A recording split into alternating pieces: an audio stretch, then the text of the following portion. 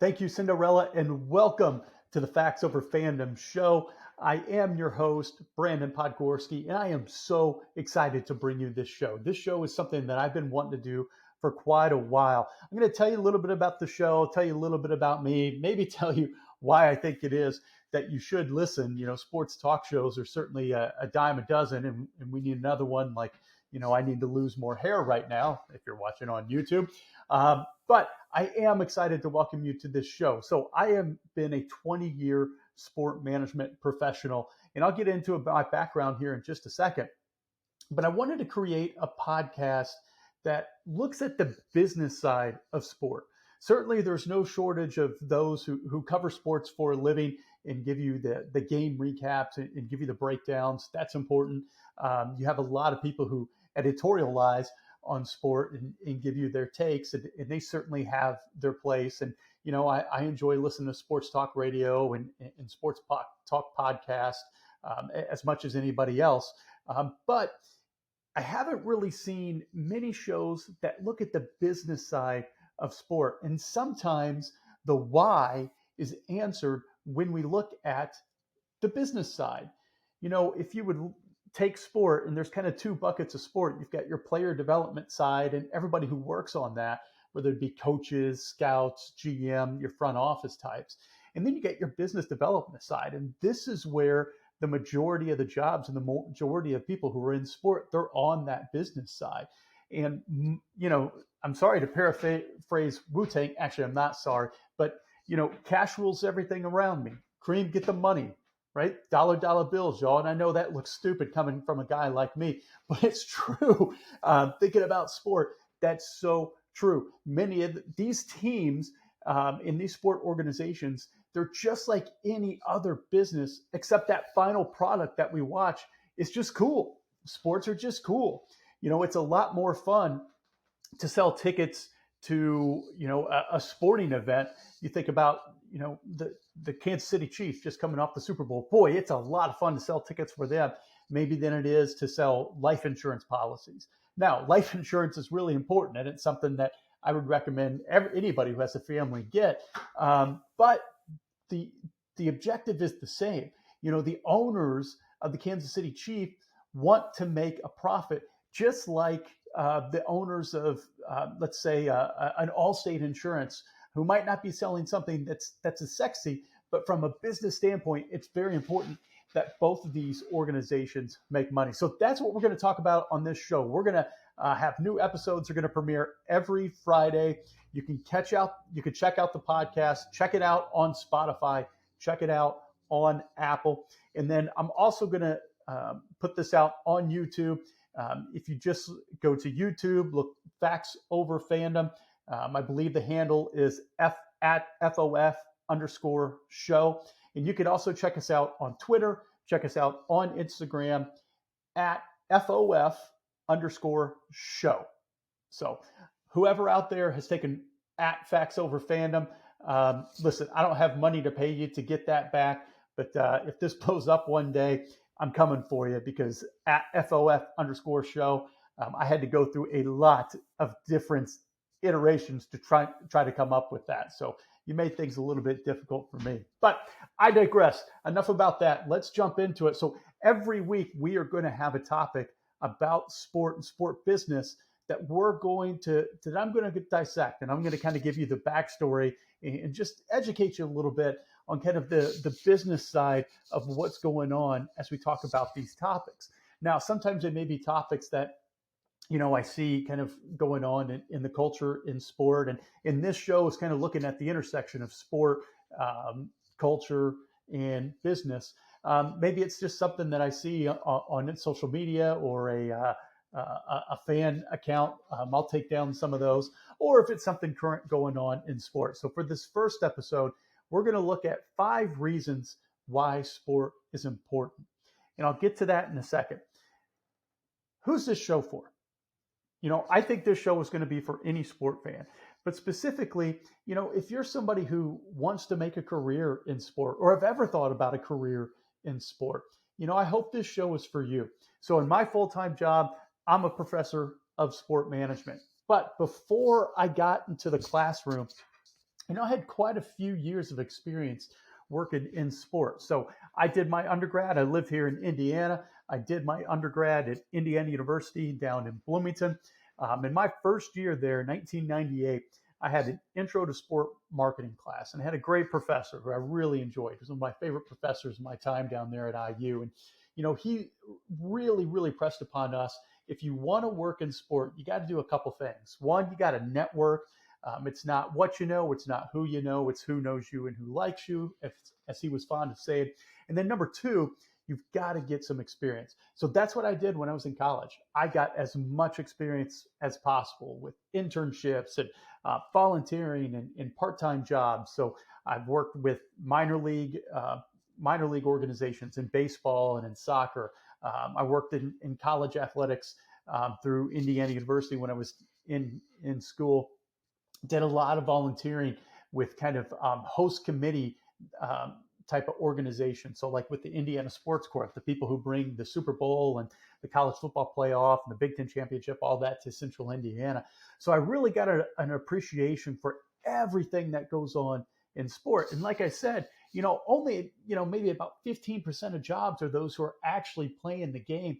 The rest of it behind the scenes that you don't even understand or don't even know that's going on, that's where the bulk of the work lies and consists. So that's what I want to talk about and kind of explain the why of why things happen. So a little bit more about me, and then let's get into the meat and potatoes of the show. But I graduated Indiana, and now I have this opportunity to run health clubs. It's not what I actually wanted to do. I wanted to be a basketball coach. Now, hey, I will freely admit, and you can, it doesn't take a Google search to find this out. I wasn't a great basketball player. Even though I was 6'3", can shoot and play a little bit of defense, play and rebound a little bit. I was not a really great basketball player. And I certainly had no opportunities to play after high school and absolutely was not even going to think about sniffing and playing at IU. But I still loved the game. And I had opportunities to coach while I was in high school and coached freshman basketball and junior high and AAU, but I didn't get an opportunity to make that a career after college. So I got into health and fitness, and it was a blessing. It was an amazing opportunity for me to work in health and fitness, and worked in a health club chain here in Indiana, and had my own gym in Bloomington that I was the owner of, and was a general manager of a couple others, and we traveled the state. And I did that for a number of years, but I still had the coaching bug. So kind of, I would say part-time. I didn't have any free time, but in whatever free time or other time I could kind of conjure, I was a part-time basketball coach at a college here in Indiana at a D3. Did that for a couple of years and went to my business partner and said, "Hey, listen, this is what I want to do for a living. Would you buy me out?" And he was amazing. He said yes. So he buys me out, and then I moved down to Georgia and work at a JUCO down there. I run their fitness center. I teach PE classes. I was a strength and conditioning coach, and I coached basketball. I was one of the basketball coaches down there. Did that for about 4 years, and then I had to make a decision: was I going to make basketball my life? And I didn't know if I could. I've kind of been somebody I don't want to say been risk averse, but kind of looking at the big picture in my future, to try to make it as a D1 basketball coach. There's no guarantee you're going to get there. And then once you get there, as I started making friends in the profession, I found out, hey, they're only at school for a little bit of time before they're fired or they move on. That wasn't me. That's not what I wanted to do. So I decided not to do that. And I got into athletic administration, was an AD at a NAIA school back here in Indiana. Did that for a couple years. And then got into baseball and worked in marketing in baseball, specifically selling corporate partnerships.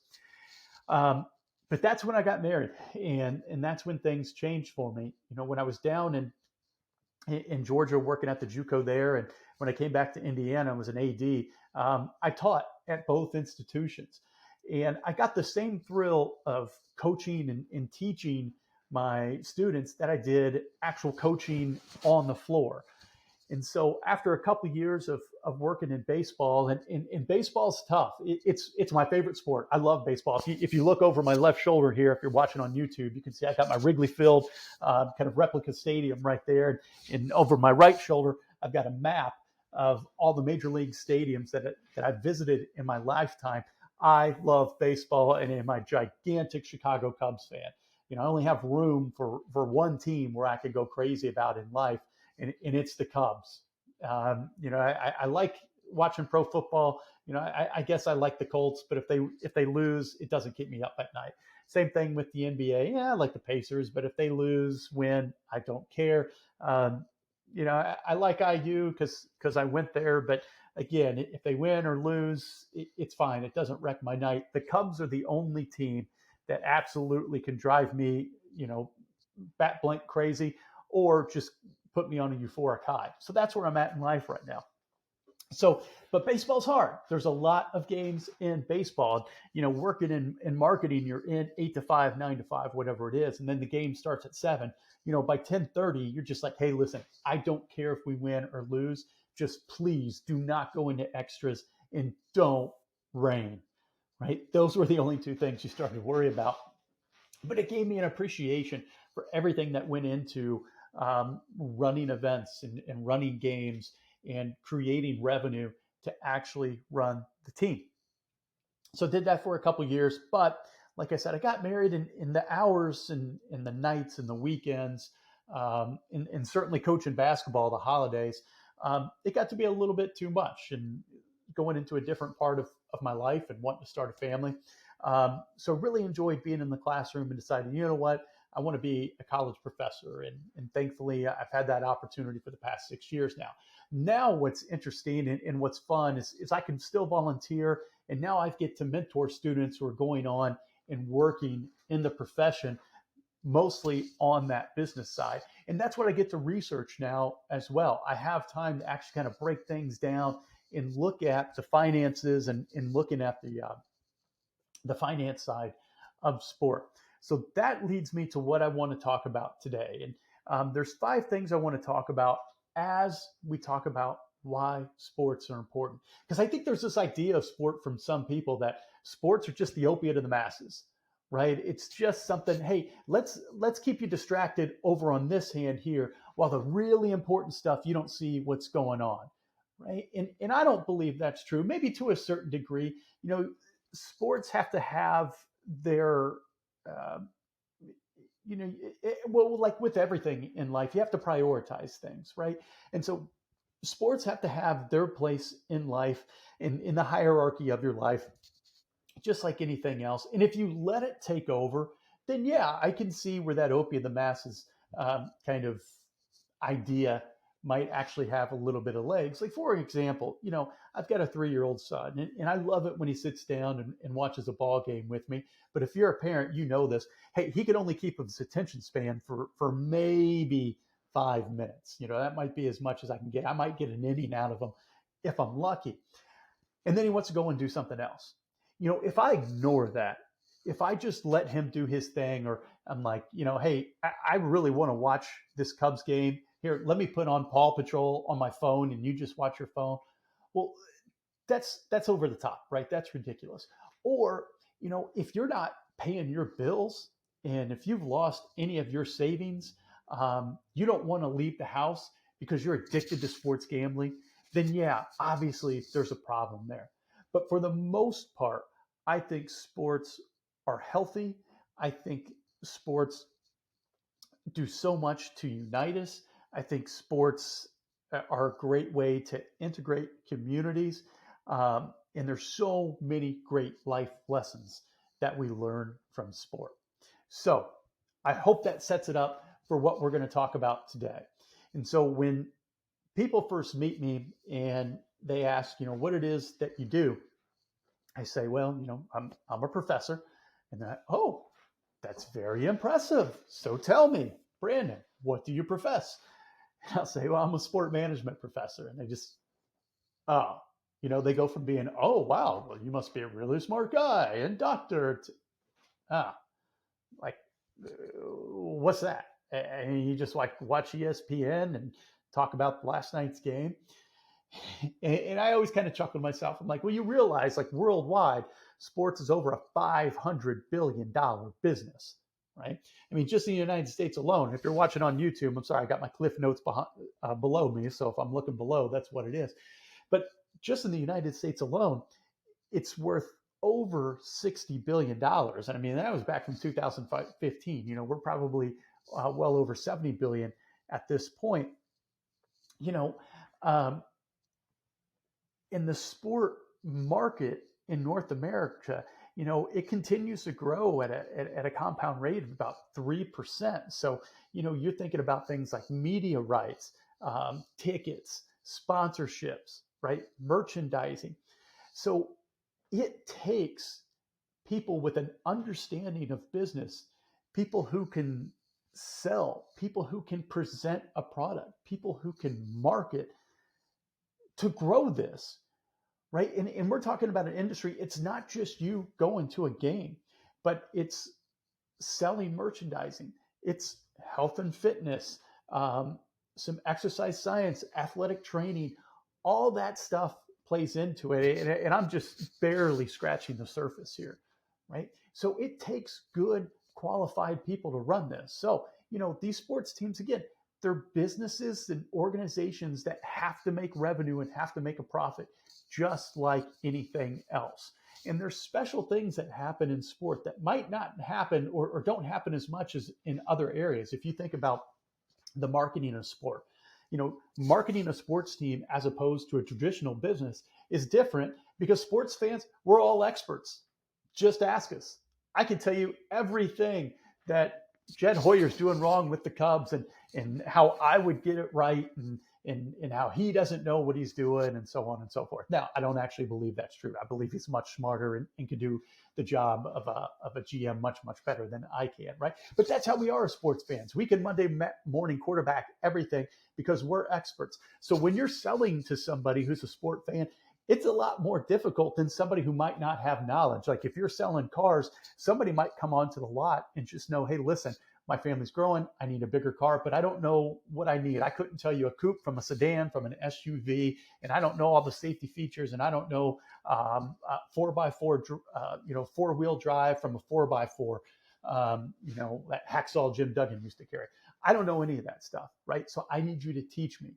Sport's a little bit different. As we think about sports law, in sports law, you're dealing a lot with negligence, tort law, liability, stuff that not every business necessarily has to deal with, right? So there's certain things that happen in sport, and this is why we need good, qualified, educated people to work in this industry, just because there's so much money at play. So let's jump into it. What are the 5 reasons why sports are important in our culture? And the first one I want to talk about is sports builds connections between people. Right. So I'll tell you a funny story. And again, this is a little bit anecdotal, but I'll tell you a funny story. So my wife and I, we bought a house in 2016. And it's the first house we bought together after we were married. This is 2017. And we were just kind of thinking about it. We were in just like the reconnaissance stage and in the fact-finding stage of, we just moved to a new town. I'd just taken this job as a professor. And we decided we're going to go to an open house, right? And we're just going to look at this one house that we think we may like. I don't think we were necessarily sold on it, but it was time for us to start kind of getting some information and let's see what's out there for what we can afford. And the realtor there, young guy, nice guy, certainly inexperienced because he had just started. And with me being in sales, selling gym memberships and selling corporate partnerships, I can tell when a salesperson, when they're a little inexperienced and they haven't had to do a whole lot yet, or they're still kind of learning their way on how to talk and communicate with people. But nice guy. And, we go through the house and he's talking about the house and the different features in the neighborhood and so on and so forth. And then I think I don't remember how this came up, but it came up in our conversation because the Cubs were in the playoffs at that point. They just lost the night before. And I was a little salty about it, and I made an offhand comment about it. And he's like, "Oh, well, I'm a Cub fan too." And so instantly, hey, we're bonded. We're brothers, and we are both really pissed off from what happened last night and the Cubs blowing that game. And I start going off on it, and he starts talking about it. And my wife is in the background, and she can see what's about to happen next. And she's like, "We're going to buy a house from this guy. We might buy one today." And so I decided, hey, man, I don't care if you're brand new. You're our realtor because you are a Cub fan. You are a realtor. So sport had that bond right there. We survey kids, and we've been doing this for the past few decades. And when I say we, I'm talking about researchers. And the number one reason why kids quit sport is because it's not fun anymore. And so when we look at kids, the top two reasons why they play sport is because they want to have fun and they want to be part of a team, right? So sports builds those connections. And if I could go back to any age, I'd go back to 10, 11, 12 years old, whatever it was, probably 10 years old, playing Little League with my friends. Sports is a great way. It's a great uniter, and it helps unite us over a cause, whether that cause is winning, whether that cause is overcoming obstacles. Sport plays a great way in uniting us. And there's so many great life lessons that go along with that, with teamwork and sacrifice and dedication. And that's stuff that sticks with you for the rest of your life. And think about, only 1% to 2% of high school athletes get a scholarship, get an athletic scholarship. And then only about 1% of them are going to go play pro. So the vast majority of people who play sports as kids and even have the opportunity to play varsity high school sports, they're not going pro. It's not going to happen. So what are we learning from sport that's going to be able to continue to carry with us for the rest of our life? So that's one. Number two, a team, it can give a city or a school an identity, right? So, a lot of sports sociologists, they would agree that, one of the biggest reasons why people become a fan of a particular team or school is just because of the connection to their community. I mean, think about your favorite team. Probably a lot of you got a favorite team because that's where you grew up. I knew I was going to Indiana University when I was 7 years old. 1987, we're in my parents' in kind of like their basement. They have everybody over because Indiana is playing Syracuse for the NCAA championship in men's basketball, right? With about, I think about 5 seconds left on the clock, Keith Smart gets the ball, kind of drives baseline, pull up, 15-footer, bang! Indiana wins 74-73, beats Syracuse. Everybody in my house is going crazy again, talking about that connection. And I knew at 7 years old, I'm like, that's where I'm going to school. I want to be an Indiana Hoosier, right? And it's because it was proximity. My dad was a big Indiana fan. Growing up in Indianapolis, Indiana University, it's only 60 minutes away, right? So that proximity and him being a fan made me want to go to school. So think about this example though, right? Hockey in the desert. From a practical standpoint, makes absolutely no sense. Why in the world would you play hockey in the desert? But we're going to bring the Golden Knights and we're going to create a team in Las Vegas, right? So Las Vegas, before the Golden Knights got there, they were one of the nation's largest metropolitan areas without a major professional sports team. Have minor league, but not a major professional sports team. In their first year as an expansion franchise, the Golden Knights, they made it to the Stanley Cup final and lost, but that hockey fever there in Las Vegas, it really captured that fan base, right? So in their third season, and this is before the coronavirus, the Golden Knights, they averaged over 18,000 fans per game. Now, the capacity for hockey in T-Mobile Arena was only 17,500. So that meant people were buying tickets just to stand and just to watch the game, right? For the 2020 season, when their goalie, Marc-Andre Fleury, when he was there, he had the 4th highest selling jersey in the league. So that helped give Las Vegas, come on, Brandon, Las Vegas, a sense of identity as a major uh, sports city. And then we see the Raiders come to Las Vegas. And I don't think we're long till we start seeing baseball, which, there's started to be a little bit of scuttlebutt with the Oakland A's possibly going to Las Vegas, possibly a basketball, an NBA team. They've already had the All-Star game there.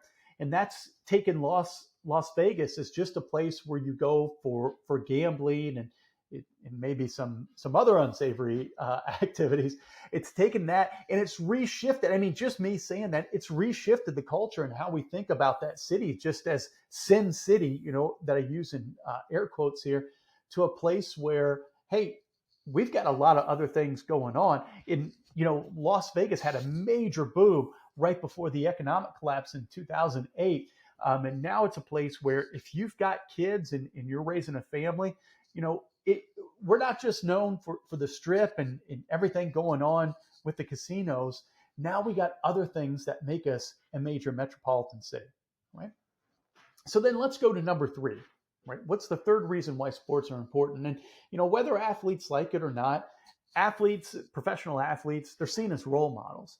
I mean, even college and high school athletes, I remember as a kid growing up, our high school where I grew up, I remember, a couple players distinctly just because they were at the basketball camps that I went to as a kid. I looked up to those guys. And certainly pro athletes, I had the posters on my wall. My favorite player growing up was Ryan Sandberg. I named my kid Ryan after him, which, just as a side note, fellas, marry a very cool, understanding wife. I mean, the fact that she did that it still blows my mind. I way outkicked my coverage. I had the Michael Jordan posters on my wall. Athletes are role models. And so if you think back to 1993, and I know some of you watching this aren't old enough to remember, but Charles Barkley, right? He famously said in this Nike commercial back in 93, "I am not a role model." And he goes on to say that parents should be role models, and his only job is to wreak havoc on the basketball court. And he could be right, but the weight of evidence that shows that young folks look to people who they admire for clues about life, it's overwhelming. And again, there's research and it differs a little bit as we start to break this down by race a little bit. But one thing that consistent, whether we race or not, and it is a little bit different with sex, with boys kind of looking at athletes a little bit more as role models than girls. But the one thing that cuts across a lot of that, even as we kind of break it down again by race, is that athletes are looked at as role models. And so as a result, successful athletes who are put on display by media, they impress young people who might not have those caring, capable parents to kind of coach them and differentiate between the positive and unacceptable traits of famous athletes. So, unfortunately, and we're seeing a lot of these rates rise with kids being born into single parent households. Sometimes it's hard. And just as a parent myself, I'm thankful, my wife and I, we have time for our son. But sometimes we've got to get things done. And it's easy to put them in front of a TV and say, hey, son, I've got to take a shower. Watch this show here for 30 minutes as I get ready for work. Same thing when kids are watching sport, they're looking up to those role models, right? Because that's their view of somebody who's been successful and somebody who's made it. And so they may not necessarily have had that coaching or that parenting, or maybe the parent hasn't had time to really take the time to instill their values on the kids as they would want to. But they're looking at these athletes as people they admire for their physical skill, maybe for their finances as well. And I want to act like that. So whether athletes understand it or not, they're role models, right? So unfortunately, though, the traditional media and social media, they really like to highlight, and this is where they get the clicks and the views, the eyeballs, right? Athletes behaving badly. And I'm not saying they're wrong for doing that, but at the same time, whatever is out there on TV, in the media, social media, it's glorified, right? So when things like, um, right now, some things in the news right now, um, John Morant, had a gun in an Instagram video. Now, I think you can come down on a couple different sides of that, but this is fresh off the heels of him apparently brandishing a gun at a 17-year-old in a pickup game in a park after they got into it. All right, so you got to have a little bit more wisdom on things like that. And as a parent, you see that you've got to sit down and you've got to explain to your child why that may not necessarily be appropriate, right? So research shows that when children are systematically taught about things in sport like fair play, moral development, we can enhance character through sport. Now, there's this thought that, sport doesn't build character, it reveals it. To a certain extent, that's true. But for the most part, character is taught at home. Your values, your morals, there's so much more you learn at home, and then that manifests in sport, it manifests in school. All right, so making our way through. Number 4, sport. It affects our cultures, traditions, values. Some of this we've already talked about, but if we go back to our modern Olympics, the first modern Olympics was in 1896. So we're not talking about ancient Olympics in ancient Rome, but we're talking about the modern Olympics. And in 1896, it was in Athens, Greece, and it's been 4 years ever since. And the founder of a modern Olympics was a guy named Pierre de Coubertin. And he famously came up with the Olympic creed that the important thing in the Olympic Games is not winning, but taking part. And the essential thing in life is not conquering, but fighting well.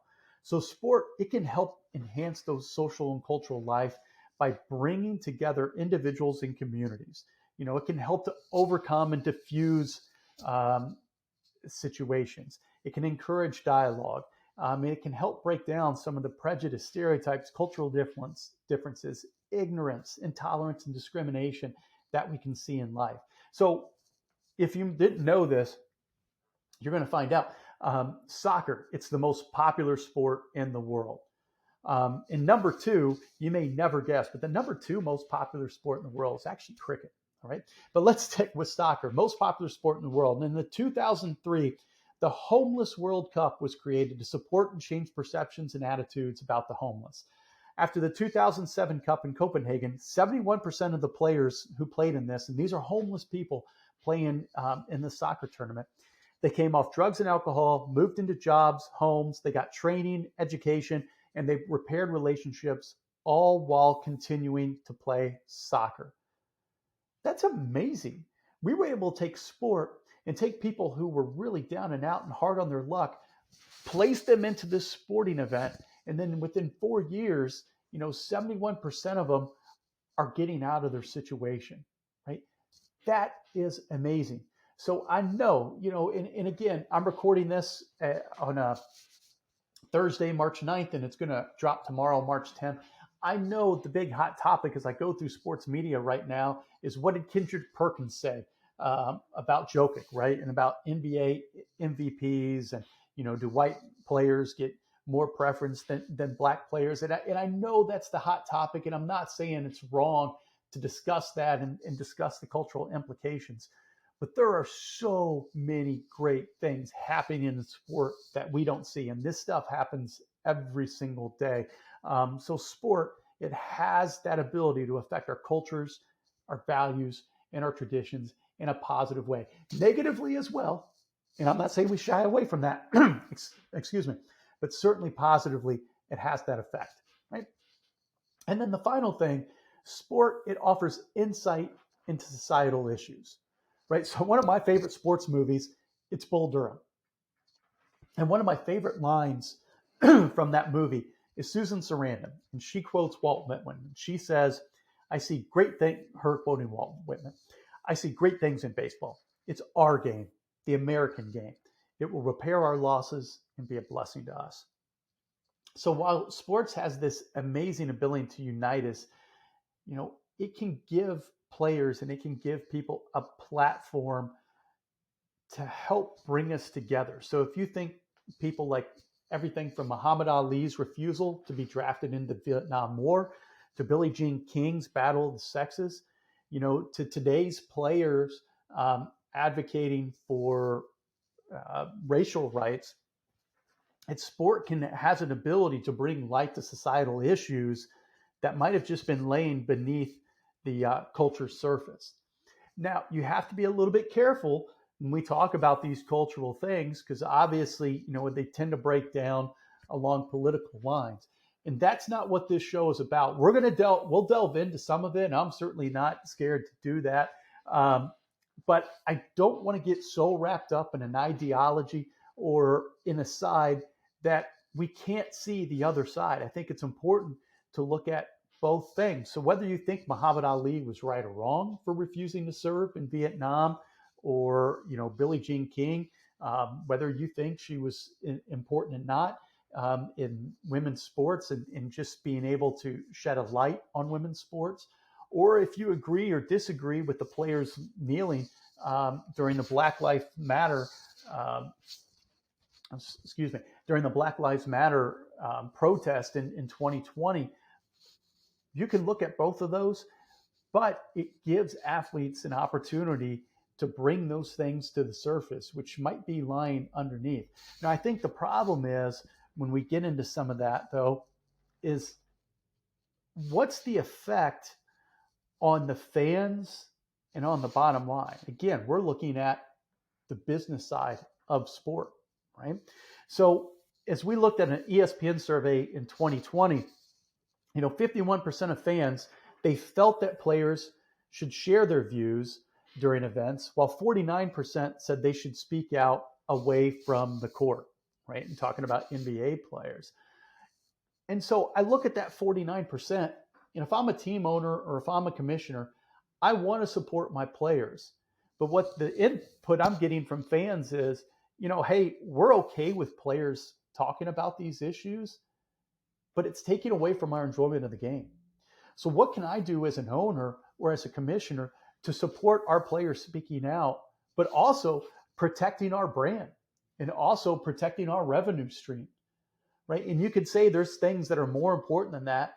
And I would certainly agree with you depending on the issue. But at the same time, these are businesses and they have to make a profit, right? And so to kind of continue on, 56% of fans supported players kneeling during the national anthem, while 44% opposed it, all right? Overall, though, 71% of fans, they supported players speaking out. So as I look at that and I break that down, again, if I'm a commissioner or an owner, I'm saying, hey, listen, players, it's important that you have a voice, but we need to make sure that we do this in a way where we're not alienating our fans, right? So that's another reason why it's important. I think why sports are important to our society and why it's important that we look at it and why we study it. And that's what we're going to be taking a look at on this podcast. So I'm excited to bring this to you. I'm excited to get in these issues. I'm excited to talk about the business side of sport. Next week, and I'm going to talk probably a little bit more about this later.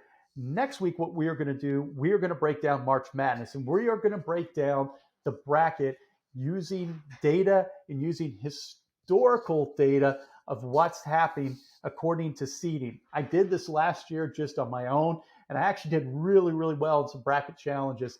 So that's going to be our focus of our episode next week as we look at March Madness and break it down. But the show is not over. I've got a special segment at the end of each show. If you want to work in sport, I'm going to bring you a hot job, a dream job in sport, and what you need to do to land it. That's next. Okay, welcome to the dream job segment of the show.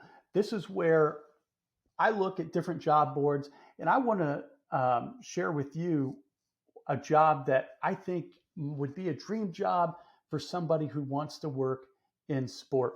So one of the best job boards that you can get on if you want to work in sport, I think, is Teamwork Online. Now, probably in a future episode, I'll talk a little bit more about what are the things you need to do to land a job in sport. I talked about them a little bit earlier in the show. Um, but if you're looking for jobs in sport, Teamwork Online, I think, is a great place to start. So right now, I think there's like 5,000 jobs posted. So I didn't go through all 5,000, but I just kind of looked at one that kind of piqued my interest. And we're talking about hockey in the desert. Talked about that just a little bit ago with the Golden Knights. Well, this is a job here with the Arizona Coyotes. And this is their senior coordinator for corporate activation.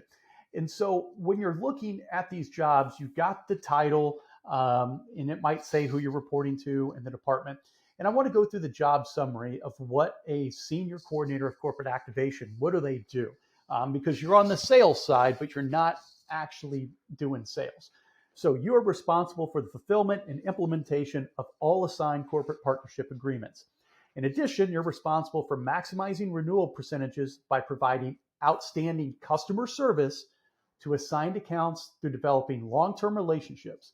This is accomplished through interpersonal skills. You got to be on the phone, emails, in-person visits, and your responsibilities could include, but not limited to, playing a meaningful role in the renewal process of all assigned accounts, training and assisting members of the corporate team, developing increased revenue streams by implementing new and exciting promotional concepts exceeding those outlined in the existing agreements. Can also facilitate the sale of new agreements by collaborating on sales proposals and providing research on potential new partners. And I won't go through all the tasks and responsibilities there, right? But what you're doing in this role here as an activation person. So I told you I worked in baseball for a couple of years doing corporate partnerships. So my job as a salesperson was to go out, find corporate partners like a Coca-Cola, set up a meeting with them, pitch them what I think would work for them, hopefully get them to sign the deal, and then we have to fulfill that contract. So I go in to meet with Coke, and they want to sponsor our baseball team, and we say, all right, you're going to get an outfield sign. We're going to give you PA reads. You're going to be our exclusive soft drink distributor. And so, for all the trash cans and the concession stands, we're going to brand with Coke, and you're going to get so many social media hits as well on our social media accounts, right? So that's when I negotiated with them, and you're going to pay $50,000 for it, right? They agreed. We signed a deal, right? Well, after that, it has to go to somebody to actually fulfill it. Somebody has to get their artwork. Somebody has to order the outfield sign. Somebody has to get it installed. Somebody has to get their PA read. Somebody has to make sure that all their artwork around the concession stands and on the trash cans gets completed. Somebody has to make sure that all the Coke is delivered to the stadium and they're actually set up. Somebody needs to make sure that their social media hits.